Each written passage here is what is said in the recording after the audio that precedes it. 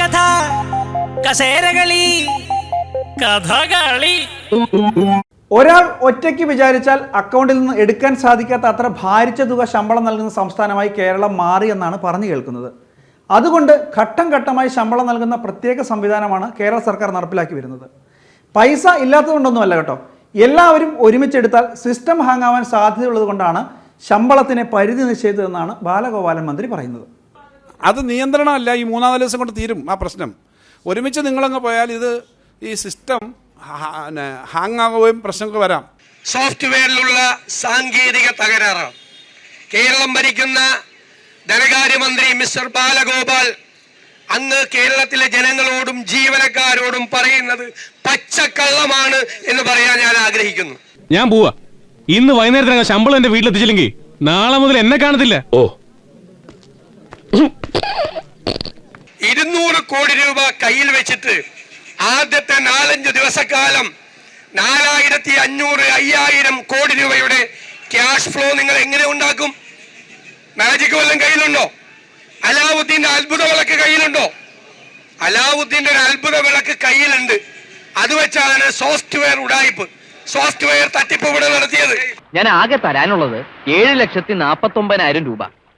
പക്ഷേ ഇപ്പൊ അത്ര എന്റെ കയ്യിലില്ല. ഒരു ശകലം കുറവുണ്ട്. അത് നമുക്ക് പരിഹരിക്കാം. എത്ര കുറവുണ്ട്? 7,49,000 തന്നെ കുറവുണ്ട്. ഒരു സാങ്കേതിക പ്രശ്നവുമില്ല, ഒരു സാങ്കേതിക പ്രശ്നവുമില്ല. സാങ്കേതിക പ്രശ്നം മാറിയെങ്കിൽ ഇങ്ങനെ കുറച്ച് പൈസ വന്ന്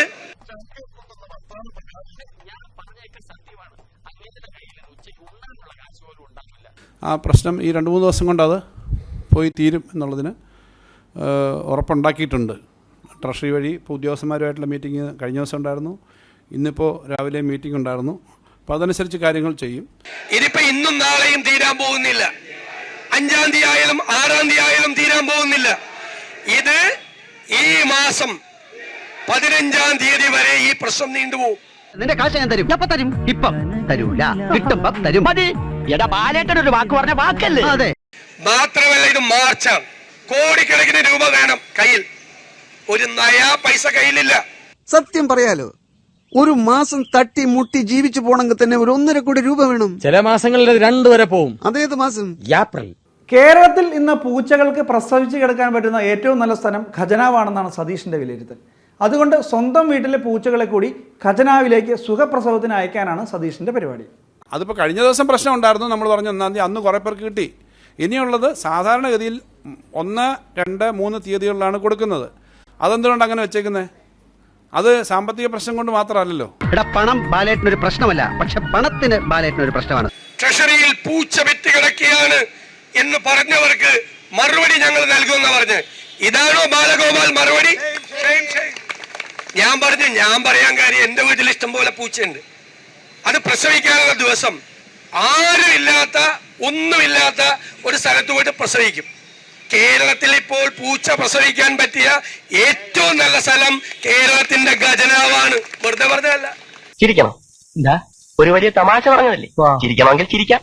സാറിന് വിരോധം ഇല്ലെങ്കിൽ ഒന്ന് ചിരിച്ചാ തിരക്കേടില്ല. മതിയോ?